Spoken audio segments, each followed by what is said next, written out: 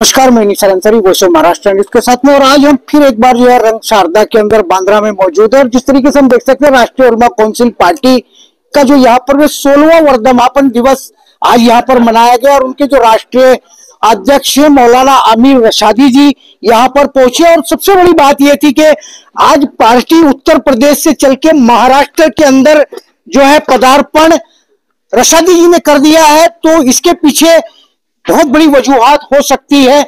महाराष्ट्र के इलेक्शन है 2 महीने के अंदर और हर दिन महाराष्ट्र की राजनीति एक नया मोड़ ले रही है और कहीं ना कहीं नेताओं की टेंशन बढ़ती चली जा रही है। मैं पहला सवाल मौलाना रशादी जी आपसे जानना चाह रहा हूं कि क्या ऐसा एक बार एक आपको लगा कि हमें यूपी से निकल करके महाराष्ट्र में जाना चाहिए?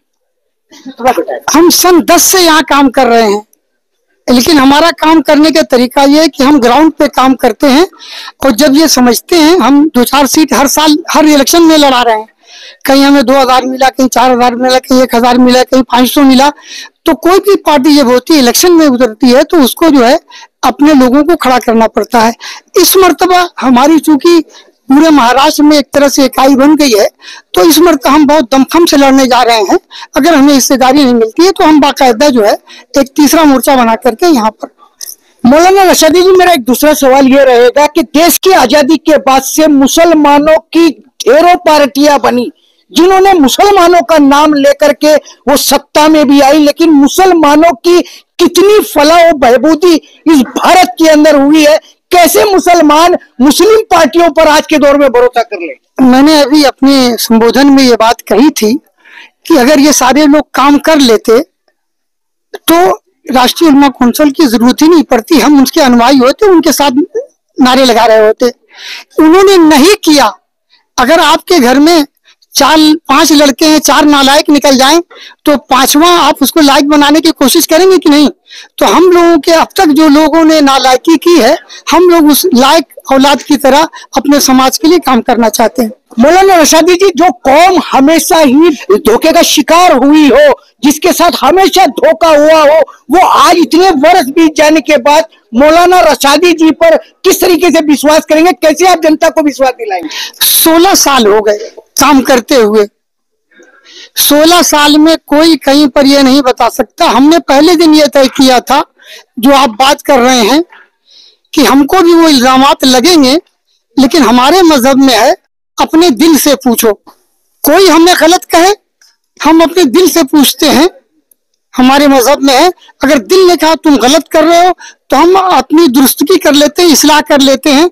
अगर कोई गलत काम तो उससे दूर हो जाते हैं। अगर दिल ने कहा कि नहीं तुम सही जा रहे हो, तो आप जानते हैं कि भूखता कौन है और हाथी चलता रहता है। मौलाना रशादी जी, 16 साल आपको सामाजिक काम करते हुए हो गए। उत्तर प्रदेश के अंदर जो है राष्ट्रीय उलमा काउंसिल का जन्म हुआ। इन 16 सालों के अंदर उत्तर प्रदेश की राजनीति में कितनी हिस्सेदारी आपने हासिल की है? देखिए, कोई भी समाज जब ज़हनी गुलाम हो जाता है और उसके दिमाग में ये भर दिया जाता है कि तुम अकलियत में हो। अकलियत एक गाली है, अल्पसंख्यक एक गाली है, वो बहुसंख्यक की धमकी दी जाती है। तो ये 60 साल से कांग्रेस ने किया, अब दूसरे लोग भी कर रहे हैं। तो जब आदमी के जहन में जाता है कि हम बहुत कम हैं, हम कुछ नहीं कर पाएंगे। मैं उत्तर प्रदेश में अभी जागरूकता पैदा कर रहा हूं, लेकिन हमने निकाय में चेयरमैन हमारे बने, हमने जिला पंचायत सदस्य बहुत से बनाए, सैकड़ों मुख्तलिफ 16 साल में। तो हम कामयाब हो रहे हैं धीरे धीरे, इसलिए कि समाज को जोड़ने में बड़ा वक्त लगता है, समाज को तोड़ने में सेकंडों में तोड़ दिया जाता है अपने एक जुमले से। चलिए, जिस तरीके से राष्ट्रीय उलमा काउंसिल के अध्यक्ष जी ने कहा है, अंदलीब सुल्तानपुरी किसी इंट्रोडक्शन का मोहताज तो मैं नहीं समझता हूं, क्योंकि मजरू सुल्तानपुरी भारत के अंदर वो एक ऐसा पाया कि जिस उम्र का व्यक्ति जिस गली से निकलता है उनके शब्दों को वो गुनगुनाता है और उनको याद करता है। अंदलीब सुल्तानपुरी 8-10 दिन पहले हमारी आपकी इसी मंच पर मुलाकात हुई थी आपके पिताश्री की बातों को लेकर के, लेकिन आज एक राजनीतिक पटल पर कूद जाना 8-10 दिन के अंदर, आखिर ऐसा आपको क्यों लगा कि मुझे राजनीति में जाना चाहिए? जो आवाज हमको देनी है, हम अकेले खिदमत खल्क तो है, हम अकेले नहीं कर सकते। प्लेटफॉर्म होना बहुत जरूरी है। और उस दिन जो बात उठी तो वो बात बहुत दूर तक पहुंची। और वो एक, जैसे मैंने अभी थोड़ी देर बोला था कि जब एक बेटा अपनी बाप से बेहद प्यार करता है तो अल्लाह ताला कोई ना कोई जरिया खोल देता है। तो मुझे एक प्लेटफॉर्म की जरूरत थी कि मैं अकेले तो कहां बढ़ता। तो ये एक मौका, अच्छा ये मौका, यानी कि मुझे दूसरे लोग नहीं बुलाते, फोन पे फोन आ रहे हैं, फोन पे फोन आ रहे हैं, आप यकीन मानिए।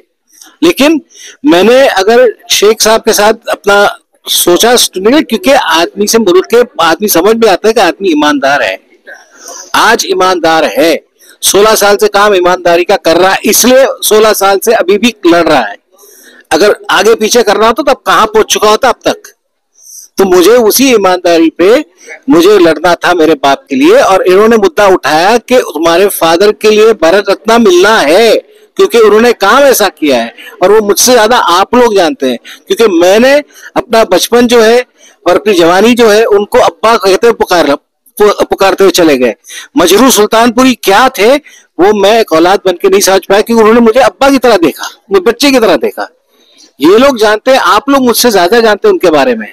तो देर से आए लेकिन दुरुस्त आए, और ये मुद्दा मुझे उठाना ही था और यहां से मुद्दा मिला। साथ ही साथ वो जो काम उस वक्त कर रहे थे, आज मुद्दा वही है, आज भी वही मुद्दा है। जब मैंने कहा कि हम भी हमेशा कत्ल हुए, तुमने भी देखा दूर से, लेकिन ये ना समझना हमको हुआ है जान का नुकसान तुमसे ज्यादा। आज भी जो नौजवान मुसलमान है वो भी आज जद्दोजहद में जुड़ा हुआ है। तो हमको एक मौका ऊपर वाले ने दिया कि दिल साफ करके आगे जाएंगे। आपका कहना दुरुस्त है कि सामने वाला माने ना माने, लेकिन ये इन्होंने कहा कि अपने दिल में झांको। अल्लाह ताला ने बोलता है अगर तुमको लगता है कि तुम सही हो तो फिर वो भौंकना, वो कुत्ते भौंकेंगे, हाथी चलेगा, वो मिसाल बिल्कुल सही है इस चीज की। चलिए, जिस तरीके से अदनीफ सुल्तानपुरी जी ने कहा, आज के इस माहौल को देखते हुए मजरूर सुल्तानपुरी जी का जो शेर है, सारी दुनिया हर मौके पर हर मौजू पर कहती है कि मैं अकेला ही चला था जानिबे मंजिल, मगर लोग साथ आते गए और कारवां बनता गया। आज इस कारवे के अंदर उलमा कौंसिल का आगमन और कौंसिल का आ जाना, और उसी के साथ में मौलाना रशीदी जी का यह प्रयास।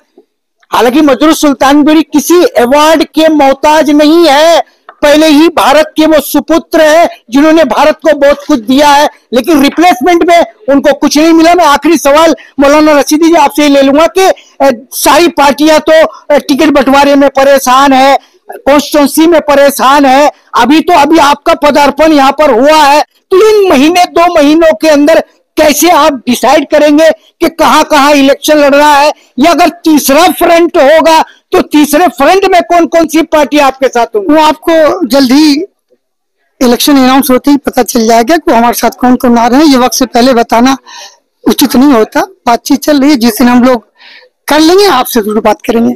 चलिए, मौलाना रशीदी जी ने बात की है कि समय आने पर सब कुछ डिक्लेयर कर दिया जाएगा। आने वाले दिनों में महाराष्ट्र की तस्वीर कैसी होगी उस पर भी हम चर्चा करते रहेंगे।